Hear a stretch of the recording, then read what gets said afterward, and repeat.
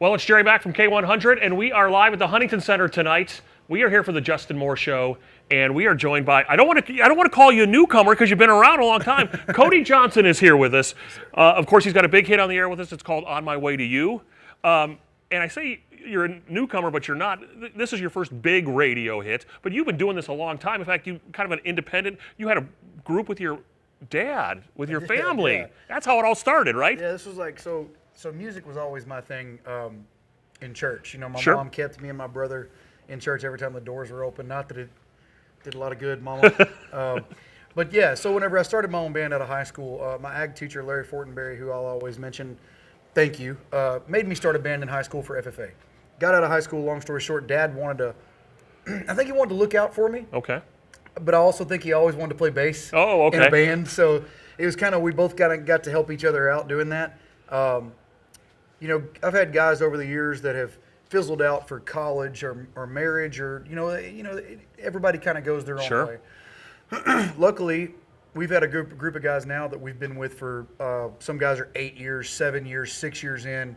And it's more of a family atmosphere. I don't like hired guns. Like, we got to live together. We got to work together. Sure. We got to share the same kind of character. We got to share the same kind of work ethic because I drive a pretty hard ship.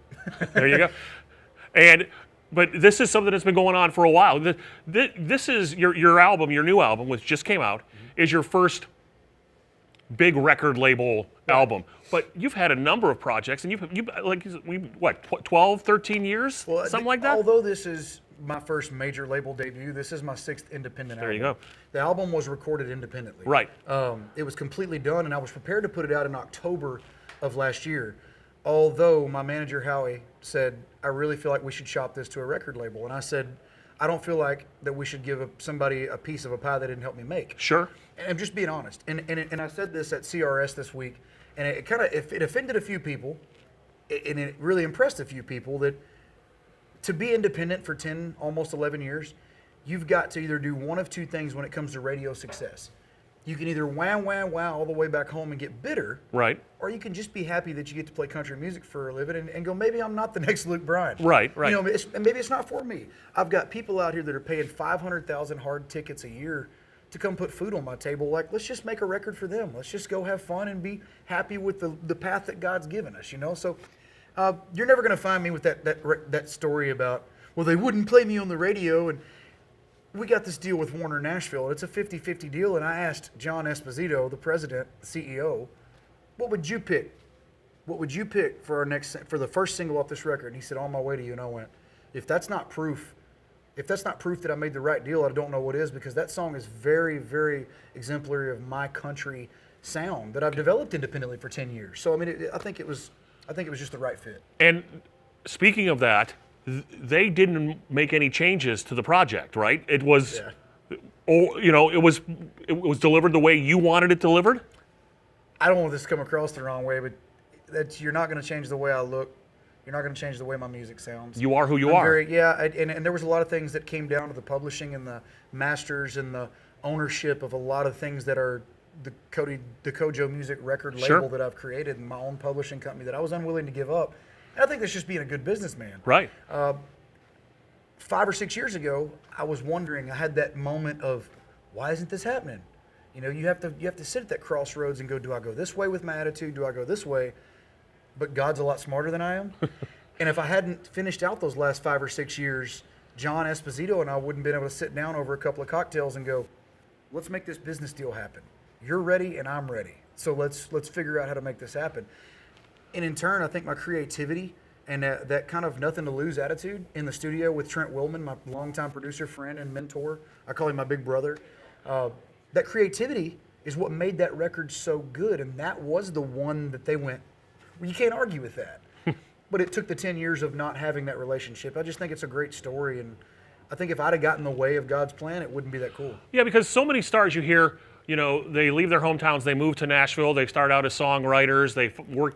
And your there's story, nothing against that. No, Yeah, because everybody takes a different path. Absolutely. But your path really is so much different than everybody else. Well, it's crazy because people will interview me and they'll say, what made you decide to do that? And I'm going, decide? Hell. You know, I didn't think it was going to turn out that way. All I knew was go to work.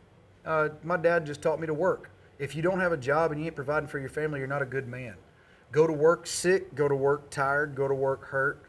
And, you know, for me, I did what Dad did. I always said if I'd have been born in West Virginia, I'd have been a coal miner because Daddy would have been a coal miner. I grew up in Huntsville. Dad worked at the prison. That was what I did. That was the only, I'm not a college, you don't have to listen to me talk very much to know that I'm a pretty good businessman, but I'm not college material. Right. I just ain't that guy. But music was what it was. And I think that whenever you look at music like swinging your axe, you just go to work. And the love and the passion you have for what you do. You're like you said, it wasn't about you being the next Luke Bryan or whoever. It was you loved what you did, and hey, if I can make a living doing that, I'm going to do it. Well, I've also had people ask me, how does it feel now that you've made it? Right. I made it 10 years ago. I made it 10 years ago in a truck, in a van. Noe, who's standing over here off camera, sat with me from Mount Rushmore to Omaha, Nebraska, on a full-length drive for a gig that didn't pay. I didn't make any money, and I spent the night in the van staring at a McDonald's, not really having the money to go in and get something to eat. And I would do it all again because it makes moments like right now pretty special. And the moments right now, because now you do have a hit record, a song that's being played nationwide.